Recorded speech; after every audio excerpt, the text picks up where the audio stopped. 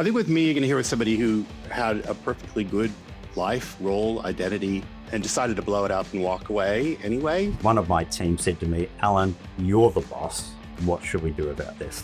And I remember pausing and I thought, well, I could try and talk my way through and say I'm very clever here. And then I thought, call it as it is. And I said to him, I have no idea what the answer is. You know that you don't want to let the old man in. How are you going to keep the old man out? Man, know thyself and then be true to thyself. Allan, Andy, welcome to the podcast. Great to see you both again. It's been a while. Great to be here. Yeah, thanks for having me. I've invited you both onto the show because I was really keen to hear your stories of not just career transformation, but life transformation after 50, because you both have done something quite extraordinary in a similar way and in your own way. But before we jump there, maybe Allan, I might get you to have a stab at this first question. And that's, what will our audience learn from our conversation today? And why should they stay listening to the three of us talking? Well, with a little bit of luck at the end of our discussion today, they may get a better insight in terms of what are some of the really important considerations that you should grapple with if you're looking to change the direction of your life at this, this mid stage of life, and hopefully come out of it better prepared to do so, rather than doing something spontaneous and hoping for the best. Fantastic. And Andy, how about you? I think with me, you're going to hear with somebody who had a perfectly good life, role, identity, and decided to blow it up and walk away anyway. Ironically.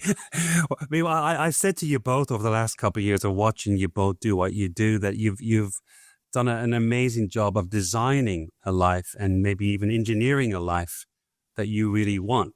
And as you said, Allan, it's not a spontaneous, let me just throw out an idea and follow. You've actually very purposefully designed something that you wanted to grow into and live into that included the ability to travel the world regularly whilst you're still working. And I'm going to start with you, and then Allan, I'd be keen to hear you. Before we jump into the change that you started thinking about in crafting, give us a snapshot of your career in terms of where you were at that peak of the career where you decided this is no longer what I want. I want to blow it up. Yeah.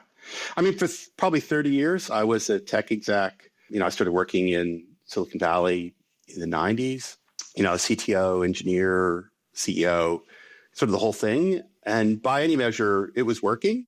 Actually, towards the end, I'd say I enjoyed a quarter of my work. I liked half of it, and I probably hated the last quarter. So on average, I liked my work, but there was a lot in there that wasn't so satisfying. And so the question for me really was not about, am I succeeding, but is this actually the person that I want to be? Is this how I see myself living through the rest of my life? And for me, I guess I'm really lucky to have a really supportive wife, Jane. We've been sort of working through those questions over a couple of years, but ultimately it ended up with me walking away from working as a CTO and started coaching other leaders, CTOs and CIOs who were kind of going through many of the versions of things that I was, spending huge amounts of time away, just generally adventuring, chasing snow. Last year, I've been up, into the Himalayas quite a lot, Canada, Japan, here in Australia. And that's gives me like tremendous joy. But working with emerging leaders is really caps it off and makes it great. And I've watched you over the years getting an increasing sense of joy from just the last thing you said, working with emerging leaders and being able to help them look around corners, specifically the corners you've already been around in the past, and therefore able to help them understand that's a pretty dead end, that corner you're about to go around. How about you move over here a little bit? And see, it seems to bring you a lot of joy, that process. Yeah, I mean, I actually, in retrospect, when I was in my last job, which you knew me there, right? And I really enjoyed the job. So I was CTO. It was a really great company, full of purpose. But I was able to influence one company, 8 or 10 direct reports, a couple hundred people. And, now I find that I'm having a similar level of contribution, but probably about 10x what I was able to do as a full-time employee, and still doing all these other really enjoyable, great things that I really want to do in my life while I still have the physical ability to do them. Being able to sort of create that has been really wonderful. Allan, how about you? You weren't in technology, you were in the broader healthcare industry. Give us a snapshot of where you were leading up to the idea of this may no longer be the right place for me going forward and I want to reinvent myself. Well, my career spanned over 35 years in the pharmaceutical industry. So I started as a sales rep on the road and then moved through different levels of sales, management, leadership, into sales and marketing. And then ultimately the last 10 years I had with two separate companies as country head for Australia and New Zealand. So working for a very, very large multinational pharmaceutical companies. And it was a great industry to work in. It was very exciting, very rewarding. And I really enjoyed the corporate path that I had. And a bit like what just Andy said. So at the time when I was starting to think about, well, what next? It wasn't as if I was saying to myself, I'm hating getting up and going to work of the morning.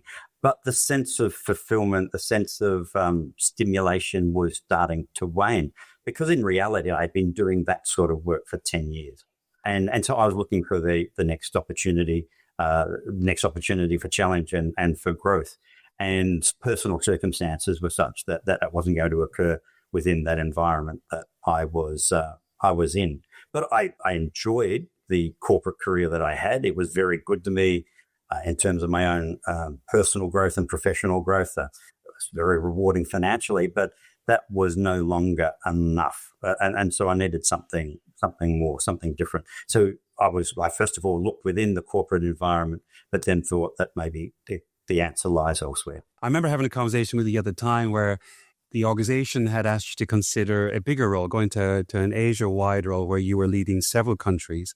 And for family reasons, then that was not possible for you. And I remember you saying, if I have to stay in my current role doing these quarterly budgets for another 2 or 3 years, it's going to drive me mad. As in, I've been doing these quarters every quarter for 10 years. This doesn't get very new after a while. Well, maybe to expand on that, I remember one pivotal discussion I had during this transition period was with a colleague who was the head of HR regionally for one of the companies I was working for. And we were discussing the fact that when you achieve these senior positions, you spend the first sort of 12 to 18 months learning the role. Then you understand the processes that you need to go through. So the quarterly budgets, the annual operating budget, the strategic plan, et cetera, et cetera. And so you get to build up a competence there. And then the next step is you get to a stage where the mere thought of going through those processes make you physically ill. And I was starting to get to that stage, Yeah, so I'd been through it many times, and the excitement, the stimulation was starting to wane. Andy, can I come back to you? You said that you were enjoying very much a quarter of your role. Half the role was good, and there's a third or a quarter, whatever the figure is, was not good. And you have said in the past that in hindsight you were probably going through some degree of burnout. Can you talk to that in terms of to what degree in hindsight do you look back now and go, this is where I was, and whilst I was no longer enjoying all of my job, there's also this happening for me, and therefore that might be part of your thinking? Yeah, I mean, I sort of said earlier, I think I enjoyed about a quarter of my job. I liked about half of it, and I probably hated a quarter of it. So on average, it sounded good. But, I met you through a period when, for the parts of your job that you dislike, how many more budget meetings can I do? The 1,000th one is very much like the first one. Not a lot of joy and fulfillment in that quarter of my day. But I found that the quarter of the day that I liked the most was actually coaching of a sort. It's one-up coaching, so you're coaching people who work for you, and it's not exactly like coaching outside of the company. But I really enjoyed that, being part of a person's development in a way that was probably new and kind of interesting and exciting to me. That kept me going, but I couldn't see myself moving to a bigger, better version of the job I had at another company, because that was just, rerunning the play again. I think it was a sense of a type of burnout, actually. Maybe it's just a task-related burnout as opposed to really the whole job or the role. At the same time, I had friends dropping from cancer and other things, and I realized that we're mortal. I was probably only in my early mid-50s when this started, and you realize you just don't have forever. But beginning, and we can talk more about it later, but beginning that process of designing a future took a while. Didn't happen in one day. Executive coaching has been around for a long time, certainly in UK, the US, Australia, where we all are. It's quite a mature industry in the sense of most organizations who are 50 people or above would engage with exec coaching at some stage, and most people who are sitting in the C-suite, like you guys were, will have engaged in coaching at different levels, either hiring coaches for your team or engaging for yourself. So the notion of that is not new. the number of people who are sitting in C-suite roles like you guys were, who then become executive coaches, is actually very rare. So I'm interested in the second half to help other people understand the transition of building a third life. But what experience did you have in executive coaching that allowed you to think, this is something useful? Maybe I should go and explore the process of doing it for somebody else. And I don't know, I might start with you at that one. Yeah, that's an interesting question, Pod. I think for me, the realization by having access to an executive coach, the realization that a lot of the challenges that I was facing in these senior leadership roles were common, were not just singular to me. I think that helped a great deal to realize that, hey, there were some very real challenges here. Some of them are very deeply personal, sometimes we don't show up in the best light. But I think also to understand that these are challenges that are faced by many, many people in these senior roles. So I think I was surprised at the benefit that I got out of executive coaching. I was initially tapping into that because it was offered to me within the corporate environment. I thought, well, why not? What I was surprised at was how palpably beneficial it was, and quickly. I do remember in our first meeting, you asking me a series of questions, and I can't remember what the questions were. What I do remember was the feeling of, it was an oh shit moment for me because I didn't have an answer for those questions. And it was painfully obvious to me that I should have, if I was going to be an effective leader, have a perspective on that. And so that was really, really powerful early on for me to understand. If I jump around a little bit here, if we go to Marshall Goldsmith's "What got you here won't get you there," that was one of those moments for me to realize, my God, if I'm going to be successful in this new senior role, I really do have to make some shifts. So what I've done in the past, great, but it's not going to be enough. And so I thought the executive coaching was an eye-opener for me in terms of where I could take my leadership. You and I have become fast friends ever since you left corporate life and you moved into your next career. But can I safely say you've never forgiven me for that uncomfortable moment? You made me buy beers ever since for that first moment. But I think the point here is the process of coaching forces you to look at aspects of you or your leadership that either wasn't obvious to you or you hadn't considered before then. Yeah, I think that's true. And probably I'd add one other element. Look at elements of leadership that I wasn't comfortable in looking at. Yep. Andy, how about you? What was the actual process of coaching for you that got you to a place of considering, oh, this is interesting, therefore maybe I should consider it elsewhere? Many years ago when I had my first CEO job, all did not go as planned. And so I had actually a very kind coach who came in and helped me through it. And at the time, I just thought, oh, this is sort of a one-time thing.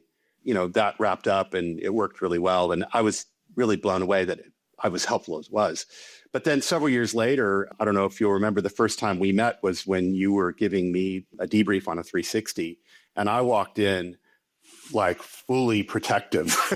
I think I might have said I've worn my box in here because I've been through this before and I know what to expect. And I was very protective. And I don't know if I'm not sure if other clients were quite as bad as I was, but I remember, I think, leaving the room at one point because I just couldn't do it. Yeah. And then to find that not a month later, we're having these fantastic deep conversations, and it's actually making a fundamental shift in a number of behaviors that I had that were really holding me back and, hurting people around me at work and all kinds of things. It was like, when I look back, I think, how could anyone have liked me? In one of our later sessions at the end, I was talking about someday life in the future. And you had said, I've been coaching for a long time. And I think this is something that you might enjoy and might be good at. And you might be good with tech leaders, but more likely you might be good at getting the gig with tech leaders. But if you use what you know in that coaching, you'll blow it. And so, I took that to heart. It took me a while. It was probably a couple of years later when I rang you back and said, what did you mean by that? And then ultimately started down that path. But it did put a seed in my head. Wow, maybe I could have the positive influence on other people that coaching has had on me. It turns out that I could. So fantastic learning. There's a few things you said there that I think are worth talking to. Do I remember our first meeting? Very much. I remember you walking out. But more importantly, I remember you walking back. None of us as human beings like getting feedback that we think is going to be bad or not what we want. And I think we men tend to protect ourselves very quickly in order to try and logically disarm that feedback to find another way around it. And I think it's fair to say, you and I have discussed this many times, you were masterful at that particular piece. But you came back in, right? You came back in to go, hold on, there's something in that feedback that's not quite right. But what I've taken a lot of joy watching over the years for yourself is the subsequent joy you got in mentoring and coaching your own teams later during massive transformations in the organization. And in the board you were sitting on, again, it was the mentoring of the CEO and leadership team in that charity business. The joy you were getting from that aspect was just palpable, which talks to your own development a couple of years earlier. Yeah, I think it was always there. It was always underlying. But I think, like many people, I was wrapped up in my own story. One of my colleagues that I worked with at the time, he said, at your best, you're the best I've ever worked with. At your worst, you're the worst. And he said, I just want you to be closer to your best more often. That would be great. Like, that would be so much fun. And that really gave me sort of like a touchstone. Like, I need to actually move in this direction. And I want to, because we have a vision of ourselves as the sort of person that we think we are. And if that doesn't align with what other people see, the choice is, do we retreat further into it, or do we try to move towards that person that we actually already thought we were? For me, that really struck a chord and has been, fundamental in kind of making life more enjoyable, to be quite honest. You've reminded me of something one of my mentors said to me years ago in terms of the way I gave feedback or insight. They said, when you're at your best, Pod, it's like a sushi master. It's so clean, it's beautiful, it's masterful. When you're at your worst, it's like a machete and there's blood on the floor. Just choose which version do you want to be today, right? And I've never forgotten that, like you've never forgotten your phrase. It's so hard to take feedback. I go into my coaching engagements, and by the time we get to the debrief, I kind of know how that person is going to react to feedback. And I go in with I think a lot of empathy about making it effective for them so that they don't throw the tools on the ground as I did, because they may not come back.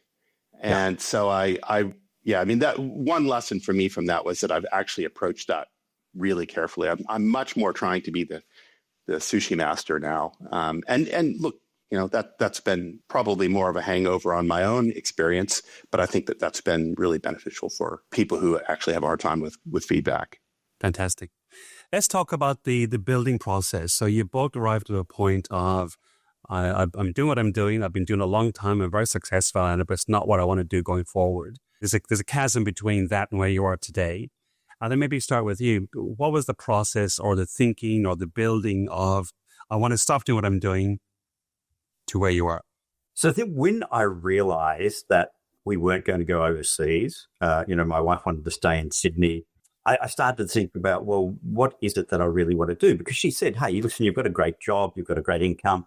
Why don't you do that for the next 10 or 15 years? And that really just didn't sit comfortably with me. So I started to think, well, what do I want to do over the next 10 or 15 years? We touched on this issue of burnout. I don't know that I was at a position where I was burning out, but I do think I was at a position where that was going to become an increasing risk. And would I be able to maintain the same levels of performance if I stayed in that current job? And so, my wife said, stay in the current role. You're doing well, another 10, 15 years. That'll be great. And I said to her, well, one of the things that makes me concerned about that is that, and this is ego driven, but I did not want to be one of those people where you got tapped on the shoulder and they said, well, thanks for all of the time, effort and what have you, but you're blocking the way, and thank you and goodbye. So I wanted to be the master of my own destiny. So then that's when I started to think about, what is it that I'm really enjoying? And in listening to Andy, I'm really surprised at the parallels between our thinking. And I started to realize that over the last sort of 4 or 5 years, I was getting far more enjoyment and satisfaction out of seeing my senior leadership team develop than I had in previous years. So for most of my corporate career, I was driven by personal ambition and achievement, climbing the corporate ladder, all of the classical stuff. But I realized that I was getting far more satisfaction out of seeing my team develop. So as you'd be well and truly aware, I had the head of legal move into a business development role, in a secondment role there. The CFO transitioned permanently into a commercial role, and I had several of my team take on regional and or global responsibilities. And so that was really good. And then I started to sort of bring together some of the threads of my own experience and some of the discussions that we'd had about, well, if that's where I'm getting the sense of satisfaction, is there a tie-up here between the benefits I've seen from one-on-one executive coaching and where I might like to put my efforts? And there was a conversation that we had many, many years ago that still resonated really, really strongly with me, which was you had shared with me that one managing director that you had worked with, they used as their litmus test for how they showed up day in, day out, and throughout the day. You said that this person kept on saying to themselves, the decision I'm about to make or the discussion that we're about to have, how is that going to resonate with the 300 dinner table conversations that are going to occur that night? And that really struck a chord with me in terms of the power of leadership. And again, I'm going to build on Andy's comments. You can do it one-on-one, but what could you actually have a bigger impact? Yeah. And so that started to get me to think about, well, what truly do you want to do with this last chapter, what have you? Now, there are a number of personal elements as well, because I wanted to travel beyond the corporate travel experience. I wanted to spend more than a day and a half in each city. And so I started to think about blending. How can I blend some work that's going to be intellectually stimulating, incredibly rewarding, and maybe an idealistic point of view, I started to think about how could I maybe give back, because I did have the benefit of working in the pharmaceutical industry where there's lots and lots of professional development. And I thought, I can make people's lives as they're going through their own leadership journey a bit easier, or maybe not so much easier, but more impactful. Well, then maybe there'll be a lot more people having pleasant dinner table conversations with their families, rather than having somebody who's grumpy, disengaged, and broadly irritable. Yeah. I love I've forgotten that conversation you're referring to, but I love that idea of how to be mindful of, I've got 300 or 200 or 2,000 or whatever number the number is, people in our business, and they will have conversations at their family tables tonight because of the ripple effect down the organization. So what can I do to make that a more pleasant conversation? Yeah, it's a really powerful North Star to be having in terms of, and of course, as you both know, because you've both done this in terms of leading organizations and done restructures, not every single day is a good conversation in an organization, but if the majority are, then there's something going on that's pretty good. The conversations aren't always pleasant, and it's not always about harmony, but if you can have high impact, you mentioned reorganizations. One of the last things I did in my corporate career was a very, very significant reorganization. 1 in 5 positions were impacted, and we'd gone through an exhaustive planning process for this. But I still remember on the day that I was to make the announcement to the organization, it's 5 minutes before making the announcement, and the group head of HR came and spoke to me just moments before, and she said something again which has stayed with me ever since, and that is, they don't have to agree with you, Allan. They just need to understand. And I thought that was really, really powerful, because leadership is not about getting everybody to agree. It is about moving the business forward and taking the organization forward. Not everybody's going to agree with the calls that you make, but if they understand where you're coming from, then you're far better to get alignment. So what was your process from deciding I am going to leave, I want to design a life that allows me to travel, allows me to give back, allows me to do work that's interesting, to you then decided to go to uni? I enjoyed doing high impact work. And I thought that moving into executive coaching could tick that box, doing high impact work. So I started to think about that. And my recollection, Pod, is that we had a discussion and I said to you, listen, I'm thinking about this. And is there a course? And I'm thinking sort of a 2 or 3 day residential course that I might be able to do.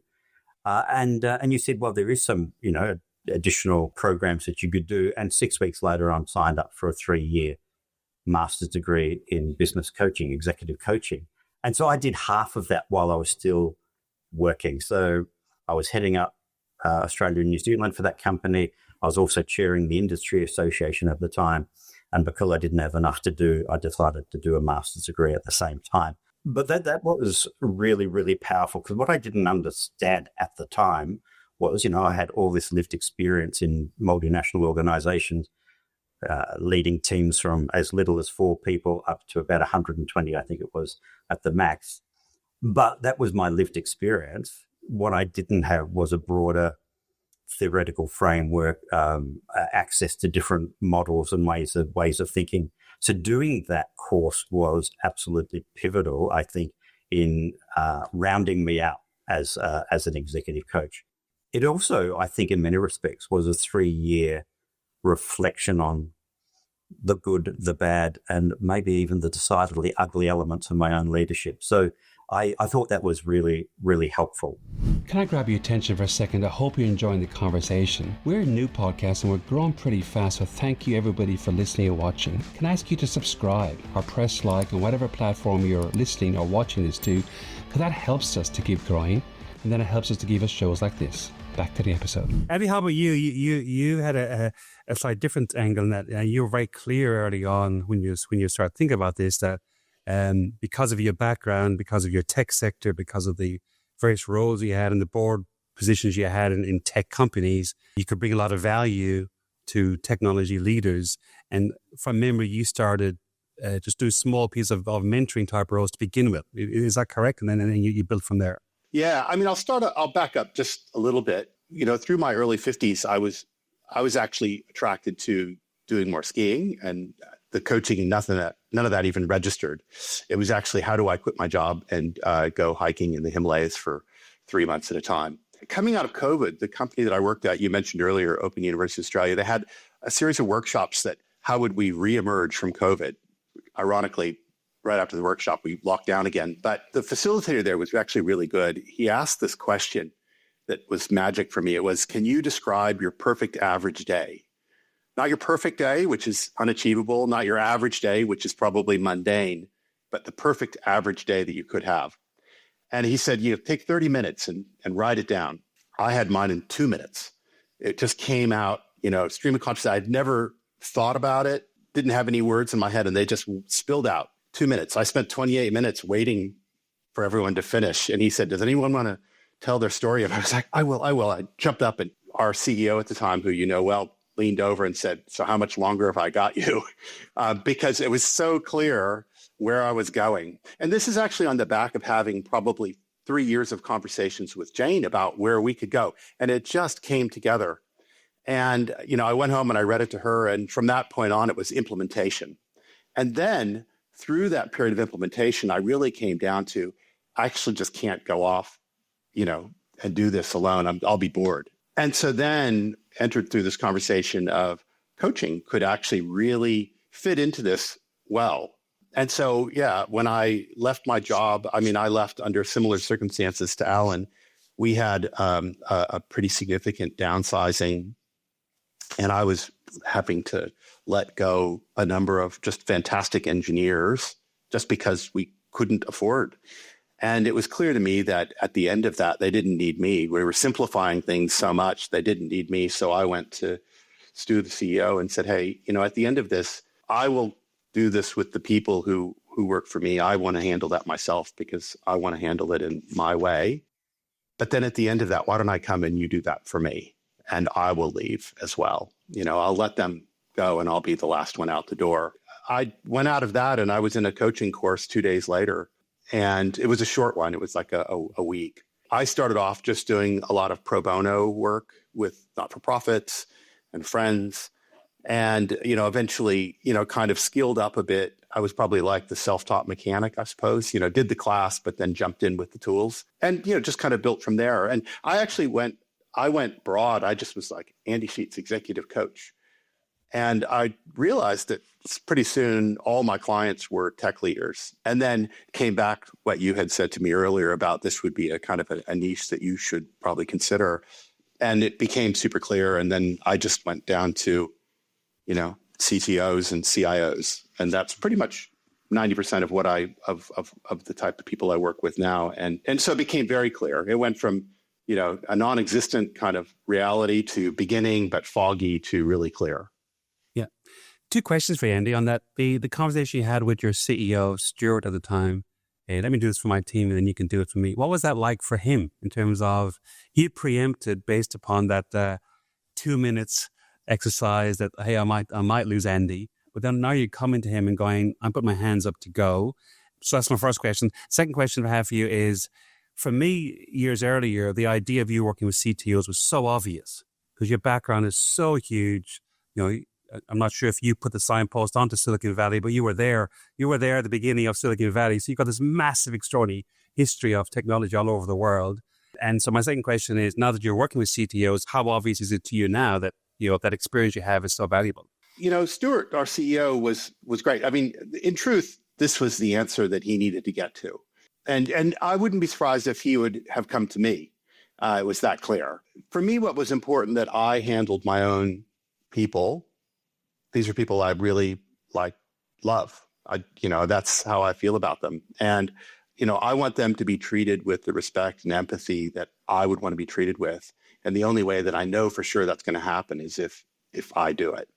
So I was really uncomfortable being the first one out the door, but it was pretty clear that I would need to be the last one out the door. And so it was really just time. It was the right time. And I think it was right for the company. So it was actually, I think, it was a wonderful conversation at the end of the day because we both were aligned on what was the right thing.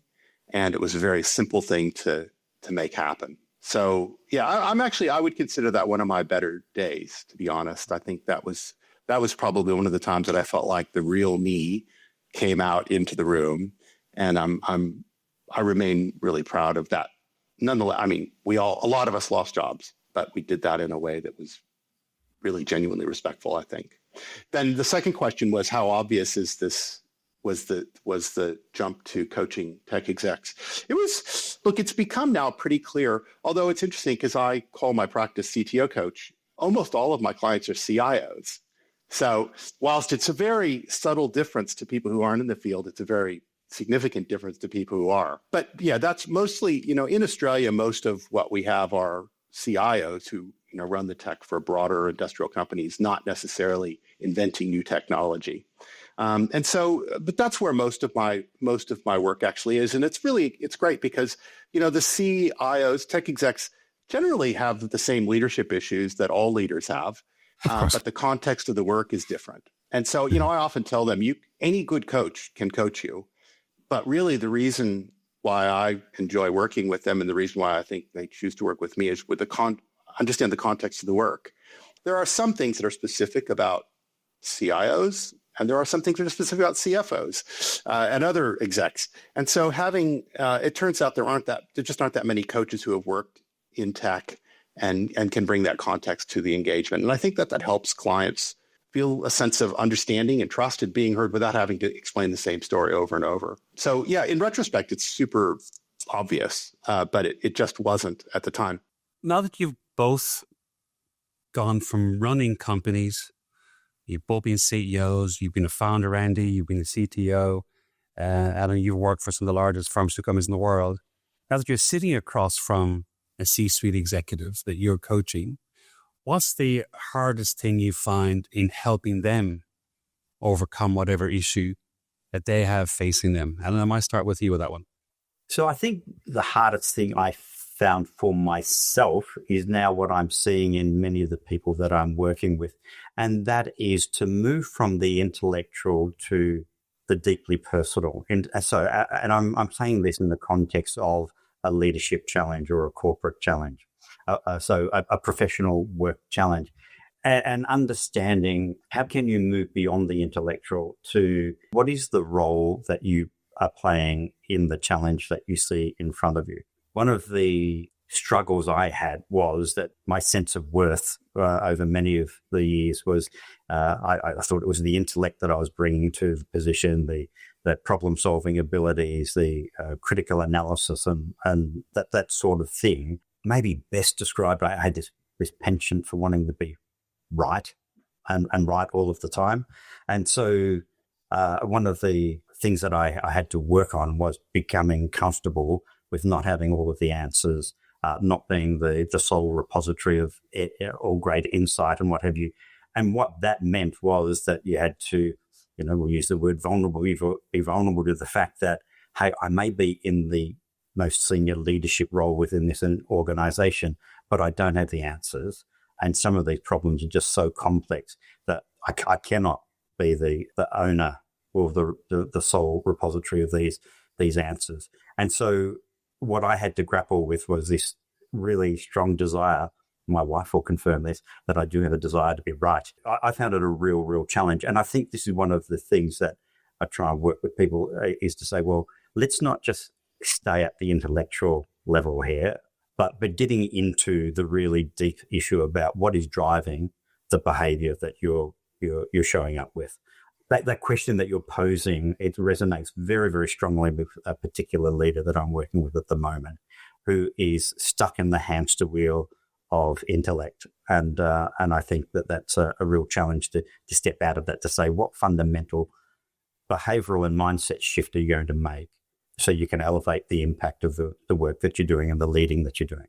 This talks to me about this ongoing conversation about what is strength and what is strength for men, particularly as we come into midlife or beyond. Because, those of us of our particular age or even a decade younger, the notion of being strong meant being self-resilient, being the go-to person, being stoic, not necessarily vulnerable, defend yourself because, you might be attacked from all corners, etc. And so therefore the notion of being right kind of emerges from that. Yet, as you've said, Allan, one of your learnings was, which allowed you to be even a more stronger leader, was actually, I don't need to be right. And in fact, I can't be right. And therefore, being open to that is the most important thing. What's the jump from one version of strong means being protective or defensive versus strong means being open and therefore vulnerable? Well, there was one pivotal event that sort of demonstrated that for me. And this was a big shift for me. So I'm working for a European-based pharmaceutical company. I still remember coming home from a European meeting. I'm landing in Dubai to read a text message from one of my team saying, we've got a crisis. I knew what the looming crisis was about. So you're landing tomorrow morning. We'll have a meeting at 9 a.m. So I'm landing at sort of 6:45 in the morning. Race home, have a shower, and we have this crisis meeting. We had an issue with the local health authority, the Therapeutic Goods Administration, and an internal supply issue around a life-saving antibiotic. The remit from the Therapeutic Goods Administration was in stark contrast to the internal desire globally as to how we would resolve this issue. So it was very complex, very difficult. And I remember we had this meeting for 2.5 hours and the discussion is circular, but it's very, very complex. And then one of my team said to me, Allan, you're the boss. What should we do about this? And I remember pausing and I thought, well, I could try and talk my way through and sound very clever here. And then I thought, no, call it as it is. And I said to him, I have no idea what the answer is. All I do know is that it's super complex. It's really challenging. And we, as a collective leadership team, have the responsibility of mapping out a way forward. But if you're asking me, what should we do? My answer is, I don't know. And I think that was pivotal. Then my leadership, I was far more open to being vulnerable from that point on. Right. Tilly, and the stakes are big, right? So saying the answer and getting it wrong was really a higher risk, high loss game for you. It could have been life-changing and career-changing. That's right. Very, very fast. I remember when you were giving me the feedback, the debrief from all of my peers, and I said, how did you get this answer? Show me the math that adds up to that number.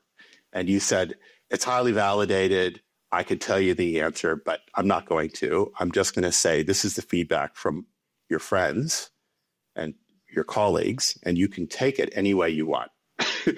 And I thought, ooh, but having to be right, I'm like, show me the arithmetic. I don't think you're correct on that. So I just remember that moment. So I start every engagement just as a matter of course, working on self-awareness. So who is this person? Who do they think they are? Who do other people think they are? And, I definitely buy into the maxim that self-awareness is the start line for career development or leadership development. But it's also really hard. I mean, people, generally they have a view of themselves. Other people have a view of them. Very rarely do those things intersect. Moving towards that intersection, even just recognizing that they aren't the same and that it's okay. That's a good start. And that's really hard, right? Just to say they see me here, I'm over here, and just accepting that they don't see me the way I see me. That's really tough. And then that's the beginning of how do we map out, where do you want to be? Do you want to overlap to them, or do you want to go somewhere else? And both, you have to go there and take them along. That is a really challenging thing for people because we all have this view that our definition of the universe is the universe. Clearly it's not. It's a tough start, but I think it's really necessary. And so, that's the hardest part for our clients. How about you guys, as many folks who work in corporate roles, have had the benefit of either someone internally doing some coaching with you or someone externally doing some coaching with you. There'll be many folks listening to this show who have never been exposed to that. And therefore they go, that's fine for you guys, but that's not my life. That's not my environment. That's not my industry, etc. Thinking about the man who's listening to this, who's 40 or 45 or 50, who's going, I've never been in a coaching process, but it sounds interesting. It sounds useful. What would you recommend that person to start doing in terms of how do you build up some self-awareness or self-reflection? How do you take stock of who you are and where you come from in order to make some decisions from that point? Or at least, as you said, Andy, to at least bring a perspective closer to what it actually is. What's the starting point for someone who doesn't have the benefit of an executive coach? Look, I think there's a really easy way to get going, which is just ask people. There's a great process Marshall Goldsmith talks about, right? His feed forward process, which is easy, right? Go to someone who you work with and say, hey, can you tell me what are some things I can do to be better for you in the future? And then you go back 2 months later and say, as you know, this is what I'm working on. This is the feedback you've gave me. As of now, what are some things I could do to be better for you in the future? And you just get this constant feedback loop, which is free. It's available. You can do it yourself. And if you get 3 or 4 of those that you can triangulate off of, and you sort of have the diligence to follow up and get mid-course information correct, and just work towards a sort of continuous improvement process in that way, that's like a great start. That's a great start. What's so cool about that, Andy, is that doesn't just apply to work, right? That can apply to your home life with your partner, or to your mates, or to your being a father. I remember you and I had a conversation about something similar a number of years ago where we both went to our kids and said, it doesn't matter of interest. How could I be a better dad for you?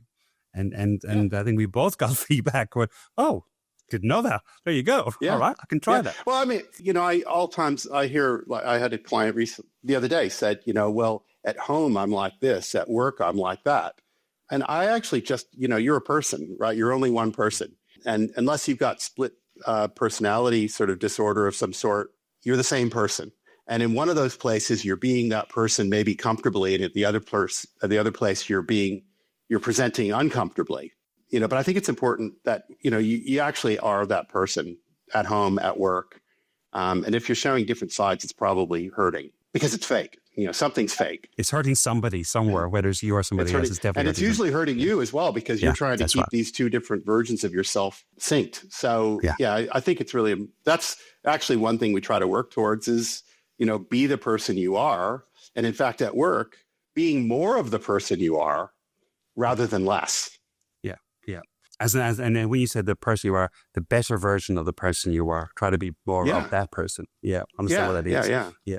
Allan, how about you? For someone who doesn't have the benefit of your skills or your services, but is interested in doing more of what you have done, where would you encourage them to start in terms of they don't have access to you, but they could do something by themselves? Yeah, well, I like a lot of what Andy has just said. This idea of feed forward, I think, is really powerful. and maybe even taking it one step further to say, I've identified there's some things that I'm working on. Could you give me feedback as to when I do it well, or when I'm taking a half a step back? What I do to add to Andy's insights there would be saying to develop a real discipline around reflection, sticking at it, and even if it's starting slowly and starting with only a little bit, but having this discipline and developing a practice of reflection, I found it hugely beneficial, not only in the professional sphere, but also in the personal sphere. And then I think it was during the master's degree that I got exposed to this idea of 3 different levels of reflection. So reflecting on the moment, so what has happened. So at the end of the day, what happened, what went to hell and why, what went really, really well and why, and maybe the most challenging question, what was my role in all of that? Then reflecting ahead of the moment. So what's ahead of me today? How do I need to show up as a leader or a person in that? And then when I first started to experience this 3rd level of reflection, it sort of dipped my head in a little bit, but it's a bit like an out-of-body experience, the reflecting in the moment, saying, well, gee, I'm having this discussion with Bill and it's not going well, but what is happening, and doing it real time, so it's almost like this out-of-body experience to sort of get off the dance floor onto the balcony and have a look at what more broadly is happening.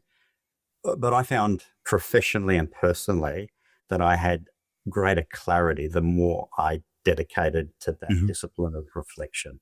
And so, we're talking more broadly about the transition. I found it a lot easier to make the key decisions when I had spent that time reflecting about what is it that motivated me, where did I get my sense of satisfaction, and truly, what did I want to do with the next 20 years of my life?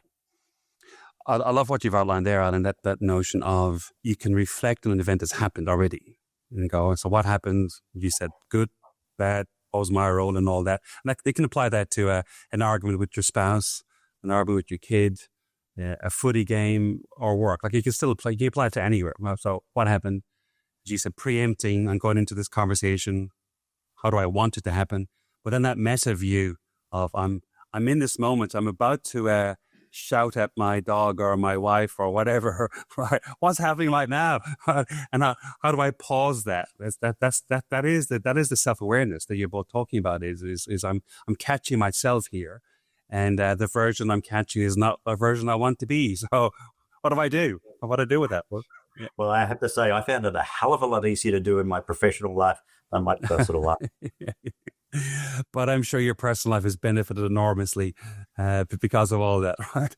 Actually, speaking of personal lives, you've both referred to your wives in glowing terms, I have to say, of course, but in terms of the roles that they had to play. Yeah, I mean, Alan, for you, your wife was clear that the family was not interested or willing to move, and therefore that was a catalyst for you. Andy, you talked about you and Jane were getting ready for a conversation, and you came home with, "Hey, I have a 30-minute exercise I did in 2 minutes, and here's the outcome." Can you talk to the importance or the credit of the relationship with our partner or our spouse, or in your case, your wives, in terms of as we move into and past midlife, how that relationship helps or grounds us? Because many of our listeners, of course, are coming out of or going into divorces, and therefore that may not be as strong.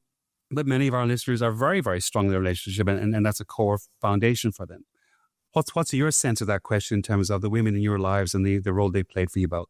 I mean, for me, actually, I'm lucky. Jane was actually probably as much a catalyst for my change as anything, recognizing some realities in my, diminishing physical ability, which I'm still fine, but, you can definitely feel it from year to year and definitely decade to decade, and knowing that ultimately this was something that was that important to me. And in some ways, catalyzing me to begin to consider how I'm going to make it happen. Like if you are in a relationship, being able to work on a vision that you have together is a really important part of the relationship. And if you're in a relationship and you fail to do that, you may not be in a relationship for very long. And so for me, that actually working with her towards a more interesting future for both of us has been amazing. And look, in truth, we're at different stages of the changes we're making. Jane's still working in her job as a university lecturer. She loves it. We're working down the path at different speeds, but we know that we're on the same path. And that's really powerful, because otherwise, without that, I think it would be difficult. Yeah. I think if you're not in a relationship or exiting a relationship, being careful to kind of moderate your hopes and aspirations around things that if in 5 years you look back and feel confident that you tested your thoughts enough.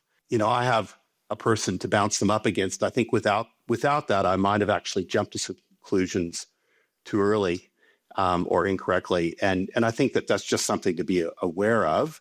But in some ways, making the changes easier then, because you don't have to take someone along, right? Yeah. Yeah. I think just being aware of what your situation is and making sure to, get the most benefit out of that. That makes sense. How about you, Allan?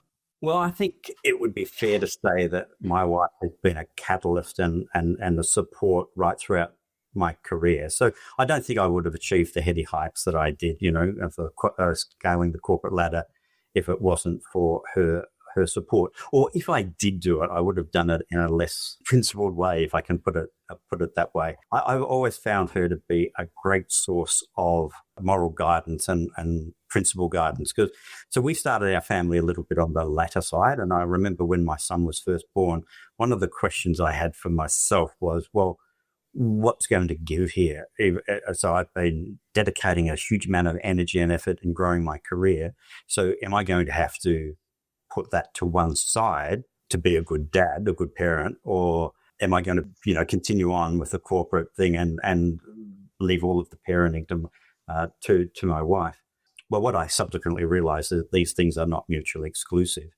Can I just pause this conversation for a second? A lot of our listeners tell me they really love the episode and they get a lot of value from it. They're just not quite sure what to do with it. So what I have done is record a 10-minute episode. It goes out a couple of days later with a couple of key actions that will absolutely work, and the research behind them to tell you why they'll work. All you got to do is execute. Can't be simpler than that. So have a listen to the episode. It comes out a couple of days later, and let us know which ones you're doing and how they're working for you. Back to the conversation. We started with this conversation with the notion that you both have, in my view, taken great steps to designing 2 or 3 decades of your life very, very proactively, with a lot of thought and panache even. For someone listening to this who's going, that sounds great. I'd love to have some of what they have. And they're at the early stage of thinking, what would you be encouraging them to do or to think about or to reflect on, in the sense of you can design your life, just think about X, Y, Z? What I hope people take away from this conversation is that planning a life transition takes time. And so if you're sitting there wondering whether you're too early to worry about it, or that it's just too risky to change, or you're too late, I really would want to make the case that right now is the time to begin thinking about where you want to be to paint it takes time to paint the picture. And as I said before, if you're in a relationship, it takes maybe a little bit more time. It's this question of what you want to do, when the flexibility is there in your life, financial stability. There's always the question, how much is enough? And the answer from everyone is more than I have. But in truth, that's really not always the case. And so I think it's, thinking through those things and then beginning to figure out what it is that actually draws you to something else, rather than concentrating on what it is you don't like in the current situation. But that takes time. And I think it's like right now is the time to begin thinking about it. It took me probably 6 years to actually, pull the trigger. And I think that time has made it a transition that didn't feel like a dislocation. It actually went smoothly. Like, I avoid the word reinvention for myself because I don't think I am. I think I'm just iterating towards the person that I actually was always meant to be, and that I actually probably always was on one level. And that's what, that's how I want it to feel for me. I'm not reinventing myself. I'm actually just moving towards being that person that I think I'll enjoy being, and that other people will enjoy as well. And that takes time. What does that feel like, Andy? Ask me. I was skiing, waist deep powder 3 days ago, And now I'm here today, and I had a client yesterday, and I'm with a different one today. I'll read you this perfect average day thing that I wrote. So perfect average day. I wake up to the sun through the window, looking out at nature. It's about 7:30, coffee and a read with Jane here until about 8. Then I'm on my skis or mountain bike till about 10 or noon if it's a ripper day, riding with my tribe in the winter or the summer, breathing hard on the way up, buzzed on the way down, just scared enough. Yeah, it's really hilly here. Coffee, and then on the phone or video with professional stuff with people I care about through the afternoon. Yep, I'll see you in the office on Wednesday. We can have lunch. I'm thinking I can get a quick nap or maybe a couple more laps in before dark. As the sun drops, having a drink at the pub with our kids or mates, comfort food, debriefing the day, planning tomorrow, a hot bath outside, a book, bed by 9, sleeping with the windows open. That was my vision of what I wanted to do. And, I'm pretty much doing it. So that's. That's the perfect average day. How good is that? How about you, Allan? What's your sense for someone who's sitting here going, I want more of that perfect average day? Not his version, but my version. Just don't know what to start with. Well, I'd broadly echo Andy's comments here. I've only met Andy for the first time this morning, and I'm amazed at the parallels between his experience and perspectives and my own. I think the planning element of this is really, really important. And when I say planning, I'm really thinking about it not only from an individual perspective, but if you do have a partner, I think it's really, really important to have those discussions and to really flesh out where it is you're heading. So I stepped out of the corporate world mid-2018. I still had 18 months of the master's degree. I graduated at the end of 19. And then in March of 2020, a little thing came along called COVID. And I was going to say I had I had a very large oh shit moment. I'd stepped out of the corporate world. COVID came along. I had all these proposals for work out, and then it all fell off a cliff at that time. And so the fact that we had been through this together, my wife and I, in terms of where we were heading to, and what was Nirvana going to look like. Nirvana was very much what Andy's just described, lots of travel, blending work and travel, the kids getting a little bit older and self-sufficient and what have you. But to have that hiccup of COVID and the clarity on both of our parts is, well, we didn't expect COVID, but we are moving to something beyond the pandemic was really, really important, which touches on another point. And a lot of what we've discussed here has been, I think, highly aspirational. But the other element was that we had a solid financial position to do this. So we're in a position where we could take a bold step, and it wasn't going to mean that the family would end up destitute if things didn't happen. And I think that was really, really important and absolutely amplified through this little thing called COVID. So I think having that really, really clear was very, very important. And, now Andy talks about being waist deep in powder snow 3 days ago. Well, on Friday, I head off to Bali to meet my wife. She's been there for a week and we'll be in Bali. And then I'll zip across to Singapore for a couple of days' work. So, it really is a sort of pinch yourself stuff to say, to say that we've landed where we have. What I'm taking from you both is, first of all, designing a second half of life is absolutely within our mandate and premise and ability. We need to get clear on what our perfect average day looks like as per your beautiful reading there, Andy. But also, Ellen, we need to bring our partner and family with us a little bit and at least make sure we're not making rash decisions and they're planned. And we have enough finance to allow us to do it. We don't need too much, but we need to have enough to give us the ability to do that. But I'm also hearing from you both, you listen to or you're aware of what you enjoy doing. And you thought, I enjoy this part of my work and my life. I wonder, could I take that and make that more often? Because then I'll keep enjoying it. And in your case, it happens to be executive coaching or leadership coaching. It doesn't have to be that. It could be many, many things. But you've taken something, you've gone, I can make that and I can do that more often. And I can design my life around that, which is really, really cool. Coming to the end of this conversation, Andy, is there anything I haven't asked you that you think would be useful to ask you for this conversation? Can I come back to that in a second? You can. Let me just consider that for a second. Alan, how about you? Is there anything I haven't asked you that you think I should be asking for this conversation? I guess the one thing that I would say, it's not so much you haven't asked the question, but the thing that really resonates with me through this, and I certainly don't want to put a religious context onto this, but I think what's really, really important in making a transition like this is, I think it's in the Bible somewhere, man, know thyself and then be true to thyself. I think that as a principle is really, really important. So we've covered a lot of territory in the discussion that we've had today, but the essence of it for me is distilled in this.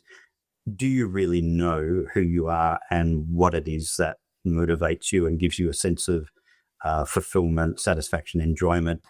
And can you be true to that on a day-to-day basis? And maybe I can give a really simple example of this. One of the most palpable differences I've noticed moving out of the corporate world is when I was in the corporate world, traveling all the time internationally for work or what have you, on the weekends, I'd catch up with mates for a coffee. And we'd had a great coffee, we'd spend 45 minutes together, lots of banter, be good fun. But there was always, I found for me anyhow, there was this cloud of, gosh, there's this work. I'm sort of on 24/7. What I know now is I'll catch up with mates for a coffee. It won't be 45 minutes. It'll be 2 hours. And then maybe another 30 minutes tapped onto that. And the richness of those friendships now, I could never have foretold that that's the way it will go. But they're the same people. We're engaging in the same activity, having coffee, having banter. But I just find that there is a much, much deeper connection. Well, having had my wife say to me many times, Alan, are you going for a 9 o'clock coffee with Alan, or I'll see you at lunchtime? I can attest that what you just said is true. Andy, how about you? Has anything come to light with that question? Yeah, I think one good question would be, what is it that I'm grieving or missing from my previous identity? And look, everyone, regardless of what they do, in my case, I was a tech exec, somebody else is an auto mechanic. Everybody has their history. In my case, I miss, on one level, the easy certainty of seeing people through the day. I miss, I could go to work, and for me, work was always, a lot of it was a social experience. Now, I actually need to work to make and keep and engage with my friends because they're not all sitting here with me. And I read something actually around the time that I was making this transition. It was an article in the Wall Street Journal that basically said men over their 50 are, on average, much more lonely than they have been in the past. They had half as many friends as they had 20 years ago, I think it was. And that on average, most men make no new friends after age 57. No new friends. I'm basically quite introverted. And for me, that was hell because I actually love people, but it's harder for me to make friends. And for me, like knowing that I have to go out and work to make and keep friends it's a very conscious thing. But I miss just being able to show up at work and having it taken care of for me. Yeah. So it's not the status or any of that. No, I don't ever really. Yeah. It's the social connection is something that takes a lot of effort that you really just have to invest in. It's a really important point you make, Andy, and it's one of the reasons this podcast exists is for that reason, is to acknowledge that, as you quite rightly said, men are not good in this space as we get older. As we retire, we often tend to rely on our spouses, our wives, our partners, circle of friends, assuming that we are in a relationship, and they don't always like that, of course. The fact that we're relying on them, and yes, it doesn't take a lot of action to go out and get involved in activities where friendships can surface or emerge, but we seem to be reluctant to do so. So this, one of the reasons for this podcast is just to shine a light on. It's much easier than you think, but you got to do something about it. Yeah. Well, and actually relying on our partners for our new friends means that we don't necessarily make friends that suit us. We make friends that suited our partner. So, I mean, I think, it is true that, people who take on sort of structured hobbies, have regular cadence of meeting with friends and share kind of goals or challenges with their friends actually continue to build friendships. And so like I've actually have built like a real habit, like a discipline around that for myself, because I don't want to be that guy who dies someday with fewer friends than I had today. Yeah, yeah. Two questions for you, one for you, Andy, one for you, Allan. Allan, I'll start with you. What would the 75-year-old version of you be asking of you today if they could ask you anything? Well, I think it's strongly related to what I just expressed a little while ago, which was, so Allan, are you clear on where you gain your sense of enjoyment, satisfaction, and are you being true to that on a day-to-day basis? So are you actually living to your espoused values and desires for the next period? And are you taking enough action there? I want to build on something that Andy just said, if I could. I think it talks to the question that you have. And one of the learnings I've taken from my wife is that she's got all the multiple friendship groups and is always out having coffee. I reckon she's always out having lunch and having dinner or what have you. She might characterize it somewhat differently. Initially, I thought, well, gosh, this is all just a bit excessive. And then the penny dropped for me. She is very, very good at staying connected with multiple friendship groups. And I think that's one of the things. I'm a bit like you, Andy, in terms of my natural inclination is to be introverted. I don't like really meeting new people. But what I've taken out of observing what she does is that I've tried to instill this multiple friendship groups and regular contacts and create different mechanisms for that contact to happen naturally rather than it being sort of be forced. So I think that I'm moving towards that, and I'd like to stay on that course. Peter Reek, who was on this episode a few weeks ago, he said that his wife, like yours, Allan, is in multiple groups, and each group seems to have a happy hour on different days. So she goes, she's happy every day because every day is a happy hour because she's in a different group. Thank you both. Last question, Andy, for you. What are your final words of wisdom for our listeners today? I'd say start now. Obviously you're listening to this podcast because you know that you don't want to let the old man in. How are you going to keep the old man out? And, I think, like I said it before, it takes time to actually answer that question in a way that you can live with. So I just think considering that now. Brilliant. Thank you both. It's been a joy watching you both go through the process of designing your second half of your life, not just designing it, living it fully and living it the way that you had planned. And as you said earlier, Andy, iterating it the whole time. So that plan becomes more of a living document every single day. Thank you both. Glad you were here. Thank you. Thanks for listening to this podcast. I hope you enjoyed it. Feel free to subscribe or like on any platform that you're watching and listening to. It means a lot to us. If you have any comments, please drop them into the comment section. Of course, share this episode with your friends. We know they love that. And in the meantime, don't let the old man in.